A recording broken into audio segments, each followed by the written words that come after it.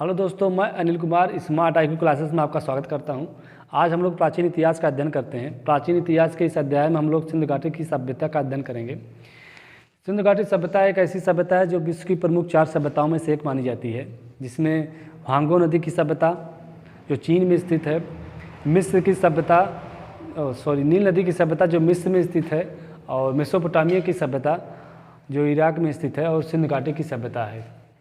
सिंधु घाटी सभ्यता को कई नामों से जाना जाता है। इसे हड़प्पा सभ्यता के नाम से जाना जाता है, सिंधु सरस्वती सभ्यता के नाम से जाना जाता है, और कास्ययुगीन सभ्यता के भी नाम से जाना जाता है। हड़प्पा सभ्यता इसे इसलिए कहा जाता है, सिंधु घाटी सभ्यता का जो पहला स्थल था, सर्वप्रथम पहला स्थल जो खोजा गया था हड़प्पा स्थल था, इसलिए इसे हड़प्पा सभ्यता के नाम से जाना जाता है। सिंधु सरस्वती सभ्यता इसलिए कहा जाता है, ये सिंधु और सरस्वती नदी की मध्य स्थित एक सभ्यता थी। इसका विस्तार अधिक था, इसलिए इसे सिंधु सरस्वती सभ्यता के नाम से जाना जाता है। और इसे कास्ययुगीन सभ्यता भी कहते हैं, क्योंकि यहाँ पर कांसे का उपयोग हो रहा था इस सभ्यता के दौरान, इसलिए इसे कास्ययुगीन सभ्यता कहते हैं। कांसा एक मिश्र धातु है जो तांबा और टीन का मिश्र धातु है। इस सभ्यता के दौरान उस मिश्र धातु का उपयोग किया जाता था, इसलिए कास्ययुगीन सभ्यता कहते हैं इसे।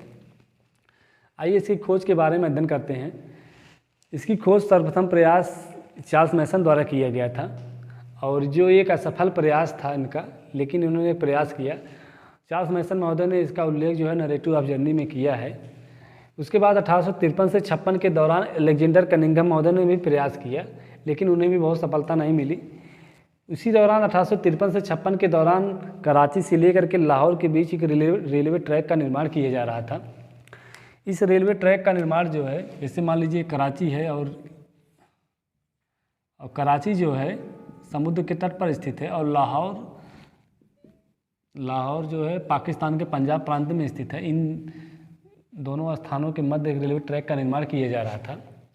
इस रेलवे ट्रैक के निर्माण के समय हड़प्पा स्थल के प्राप्त खंडहर इन्हें मिला, इन खंडहरों के ईंटों का प्रयोग जो है रेलवे ट्रैक के निर्माण में उपयोग कर लिया गया था।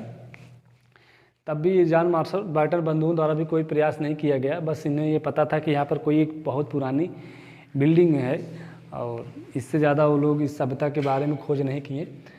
फिर उसके बाद 1921 में सर जॉन मार्शल महोदय ने भी प्रयास किया। सर जॉन मार्शल महोदय जब 1921 में भारतीय पुरातत्व विभाग के अध्यक्ष बने थे, उस दौरान जो है इन्होंने दयाराम साहनी को हड़प्पा स्थल की खोज की जिम्मेदारी दी, और राखालदास बनर्जी को मोहनजोदड़ो स्थल की खोज की जिम्मेदारी दी। बात अगर की जाए भारतीय पुरातत्व विभाग की स्थापना की, तो भारतीय पुरातत्व विभाग की स्थापना 1902 में की गई थी, और उस समय वायसराय थे लॉर्ड कर्जन। तो दयाराम साहनी महोदय 1921 में हड़प्पा स्थल की खोज किए, और इसलिए हड़प्पा स्थल जो है सिंधु घाटी सभ्यता का पहला स्थल था, इसलिए इसे हड़प्पा सभ्यता के नाम से जाना जाता है। उसके बाद इनके काल की बात करें तो इस स्थल की जो पूरी सिंधु घाटी सभ्यता है, इस स्थल की खोज की पूरी जिम्मेदारी सर जॉन मार्शल के अंतर्गत थी। इसलिए उनके विचार थे कि जो ये सभ्यता है इसका विकास जो है 3250 से लेकर के 2750 BC के मध्य में इन्होंने कहा कि इस सभ्यता का विकास हुआ था। फिर उसके बाद DP अग्रवाल ने कहा नहीं, इस सभ्यता का विकास 2350 से लेकर के 1750 BC के मध्य है, और यही विचार जो है इनका भारतीय इतिहासकार भी मानते हैं। कार्बन 14 के अनुसार भी जो है 2350 और 1750 BC के मध्य की सभ्यता का प्रमाण मिला। तो इस सभ्यता का विकास की बात की जाए तो इस सभ्यता का विकास जो है 2350 लेकर के 1750 BC के मध्य मानी जाती है। इसकी उत्पत्ति की बात करते हैं। सिंधु घाटी सभ्यता की उत्पत्ति में 2 मत हैं, एक विदेशी मत है, एक देसी मत है। विदेशी मत में जो अंग्रेज थे और जो उनसे जुड़े लोग थे उनका मत था, और देसी मत में जो अपने भारतीय लोग थे वो इतिहासकार वो अपना मत दिए हैं। विदेशी मत में जैसे गार्डन चाइल्ड हैं, क्रेमर हैं, जॉन मार्शल हैं, और HD संकालिया हैं। Gordon Childe, Kramer, John Marshall और HD संकालिया, इनका मानना था कि सिंधु घाटी सभ्यता का विकास मेसोपोटामिया के सुमेरियन लोगों ने किया है। जैसे ये सिंधु घाटी सभ्यता जो थी, मान लीजिए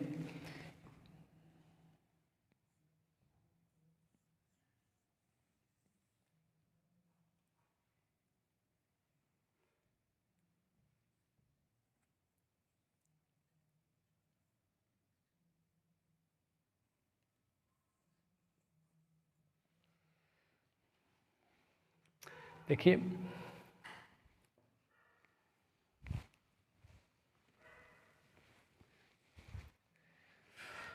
अगर पाकिस्तान के बलूचिस्तान प्रांत में इसके जो है सबसे पश्चिमी बिंदु जो है सिंधु घाटी सभ्यता का सबसे पश्चिमी बिंदु जो है सुतकागे डोर है। यहाँ पर सुतकागे डोर है और मान लीजिए सुतकागे डोर है और ये जो है इसके बाद जो है यहाँ पर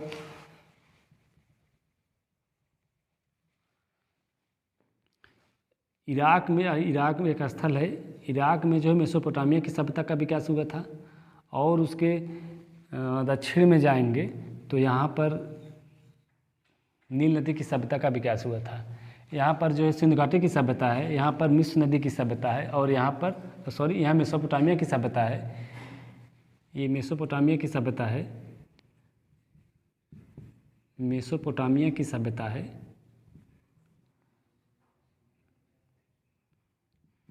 और मेसोपोटामिया में सुमेरियन लोग रहते थे, सुमेरियन। और यहाँ पर नील नदी की सभ्यता है यानी मिस्र की सभ्यता।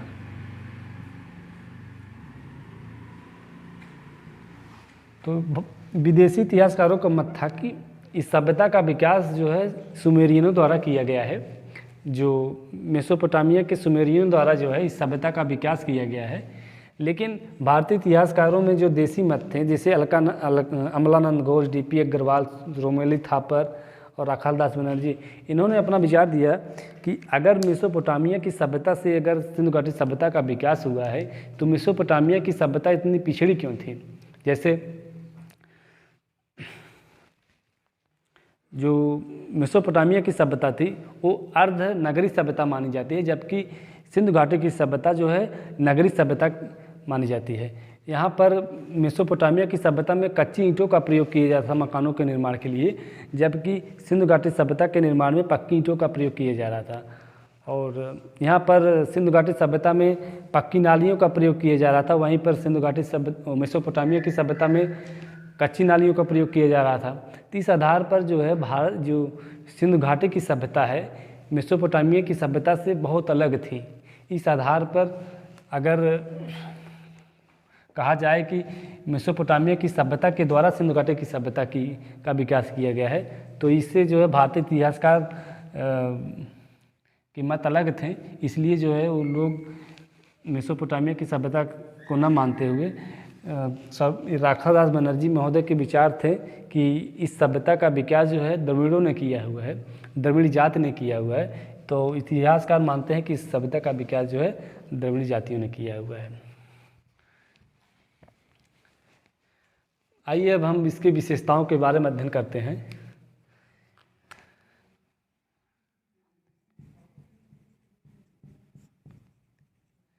सामाजिक और धार्मिक पक्ष।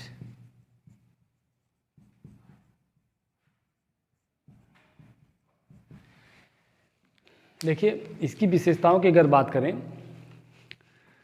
तो इसकी विशेषताओं में एक विस्तृत सभ्यता थी। ये हमने बताया कि ये जो सिंधु घाटी की सभ्यता है एक बहुत बड़ी सभ्यता थी, विश्व की प्रमुख बड़ी सभ्यताओं में से एक थी और इसे कालसुगीन सभ्यता कहा जाता है। कालसुगीन सभ्यता इसलिए कहा जाता है क्योंकि इस सभ्यता जो है यहाँ पर कांसे का उपयोग किया जा रहा था। कांसा एक मिश्र धातु है जो तांबा और टीन का मिला हुआ मिश्र धातु है, इसलिए जो इसे कालसुगीन सभ्यता के नाम से भी जाना जाता है। और दूसरा है आद्य ऐतिहासिक सभ्यता। आद्य ऐतिहासिक सभ्यता इसे इसलिए कहा जाता है कि जब भी किसी इतिहास का निर्माण किया जाता है तो साक्ष्यों के आधार पर किया जाता है। साक्ष्य दो प्रकार के होते हैं, एक लिखित साक्ष्य और एक पुरातात्विक साक्ष्य। तो साक्ष्यों के आधार पर इतिहास को 3 कालखंडों में बांटा गया था। आद्य ऐतिहासिक काल, प्रागैतिहासिक काल, आद्य ऐतिहासिक काल और ऐतिहासिक काल। तो ये जो है आद्य ऐतिहासिक काल का कालखंड में रखा गया है सिंधु घाटी सभ्यता को। इसमें जो है इतिहास, लिखित साक्ष्य और पुरातात्विक साक्ष्य दोनों मिलते हैं, लेकिन इतिहास का निर्माण पुरातात्विक साक्ष्य पे किया जाता है और लिखित साक्ष्य को भी पढ़ा नहीं गया हो, इसे तो आद्य ऐतिहासिक कालखंड में रखेंगे। दूसरा है नगरी सभ्यता। ये सभ्यता पूरी तरह से नगरी सभ्यता थी, और अगले वीडियो में हम यहाँ बताएंगे कि ये नगरी सभ्यता क्यों कहा जाता है ये, और यहाँ पर नगरों का बहुत विस्तार था, और व्यापार प्रधान सभ्यता के भी नाम से जाना जाता है। ये नगरी सभ्यता थी इसलिए इसे यहाँ पर व्यापार प्रधान सभ्यता थी। कृषि का, नगरों में कृषि का फैलाव नहीं होता बल्कि व्यापार का प्रभाव होता है नगरों में, इसलिए इसे व्यापार प्रधान सभ्यता भी कहते हैं। इससे शांतप्रिय सभ्यता, ये शांतप्रिय सभ्यता थी। लोगों का अधिक से अधिक झुकाव जो है व्यापार पर रहता था, इसलिए जो इसे शांतप्रिय सभ्यता के नाम से जानते हैं। साम्राज्यवादी सोच नहीं थी, इसलिए इसे शांतप्रिय सभ्यता कहते हैं। सामाजिक और धार्मिक पक्ष में हम बात करेंगे। सामाजिक और धार्मिक पक्ष में हम ये बात करेंगे कि इस सभ्यता में कौन कौन सी जातियों के लोग रहते थे, और आइए उसके पहले हम इसके विस्तार की बात करते हैं।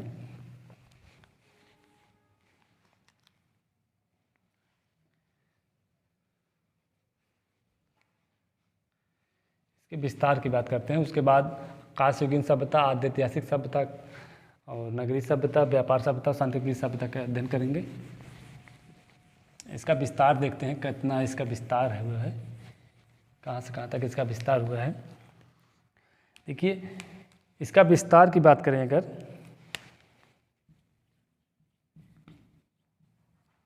सिंधु घाटी सभ्यता का विस्तार कहाँ से कहाँ तक हुआ है। देखिए, सिंधु घाटी सभ्यता का सबसे उत्तरी स्थल, सबसे उत्तर में एक मांदा स्थान है। मांदा चिनाब नदी के तट पर स्थित है, चिनाब नदी के तट पर स्थित है। और सबसे दक्षिण में, सबसे पश्चिम में सूतकागेडोर का स्थान है। सूतकागेडोर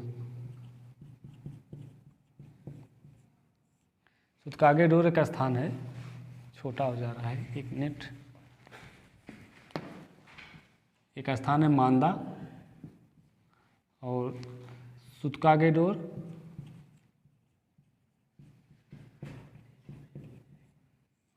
और सबसे दक्षिण में एक स्थान है दायमाबाद।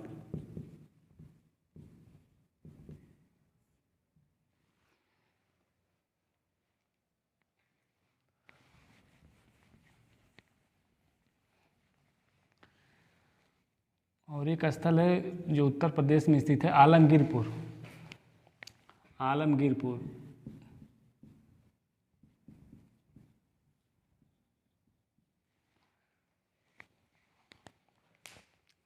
अगर इन स्थलों को हम मिला दें, जो बॉर्डर लाइन बन रही है, देखिए कुछ इस तरह से बन रही है। एक त्रिभुजाकार आकार बन रहा है। तो इन बॉर्डर लाइन के, यानी इन चौहद्दी के अंदर ही सिंधु घाटी सभ्यता का फैलाव था। और इसका फैलाव जो है, अगर बात करें, हाँ एक चीज़ और देखिए, जो मांदा है ये चिनाब नदी के तट पर स्थित है, और आलमगीर जो है हिंडन नदी के तट पर स्थित है, यूपी में है, ध्यान दीजिएगा। और दायमाबाद जो है, दायमाबाद महाराष्ट्र में स्थित है, और ये महाराष्ट्र में स्थित है, और ये गोदावरी की सहायक नदी के पर स्थित है, गोदावरी नदी। तो और ये सूतकागेडोर जो है दास्क नदी के तट पर स्थित है, दास्क नदी, ये बलूचिस्तान में स्थित है, और ये जम्मू कश्मीर में है, और हिंडन नदी यूपी में है, और दायमाबाद महाराष्ट्र में है। सूतकागेडोर जो है पाकिस्तान के बलूचिस्तान प्रांत में है, ये पाकिस्तान के बलूचिस्तान प्रांत में है, पाकिस्तान के बलूचिस्तान में है।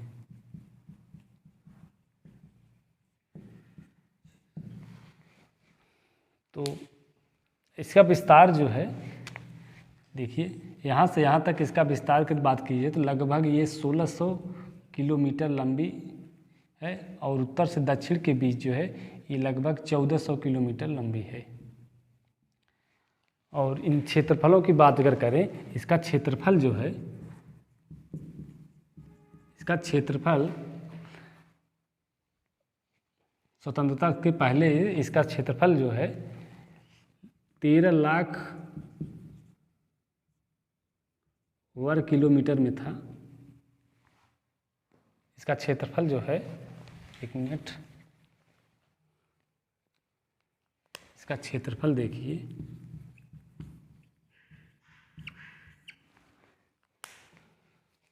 इसका क्षेत्रफल 13 लाख वर्ग किलोमीटर में फैला था, 13 लाख वर्ग किलोमीटर में था।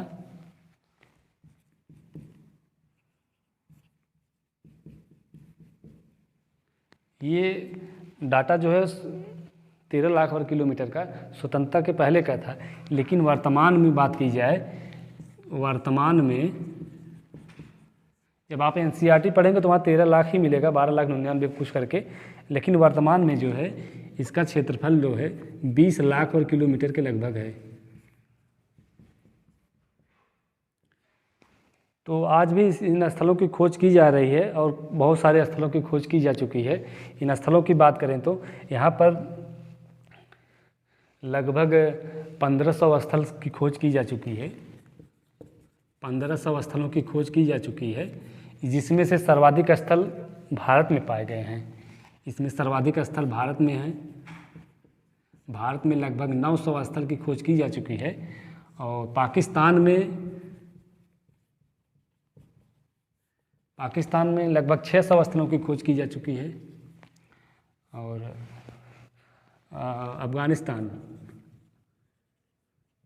अफगान में 2 स्थलों की खोज की जा चुकी है। अफगान के 2 स्थल हैं, मुंडी काक और सुतुगोई, जो 2 स्थल हैं। यहाँ पर देखिए, ये एक सुतुगोई है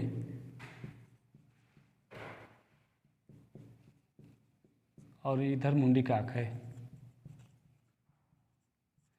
2 स्थल जो अफगानिस्तान में पाए गए हैं, सुतुगोई और मुंडी काक। तो इसके विस्तार की बात है, इसका विस्तार जो है सबसे पश्चिम में सुतुगोई है, सुतकागेडोर है, और सबसे उत्तर में जो है मांडा है, और सबसे दक्षिण में दायमाबाद है, और सबसे पूर्व में आलमगीर है। इन स्थलों का नाम पूछा जाता है और किस नदी के किनारे, ये किस नदी के तट पर स्थित हैं ये स्थल, इसके बारे में पूछा जाएगा। तो ये नदियों का नाम और इन स्थलों का नाम याद रखिएगा। इनका क्षेत्रफल जो है 13 लाख वर्ग किलोमीटर में था और वर्तमान में जो है ये 20 लाख वर्ग किलोमीटर के क्षेत्रफल में इसकी खोज की जा चुकी है। इसमें 1500 स्थल लगभग खोजे गए हैं, इसमें से भारत में 900 और पाकिस्तान में 600 और अफगानिस्तान में 2 स्थल खोजे गए हैं। अफगानिस्तान के 2 स्थल हैं सुतुगोई और मुंडी काक।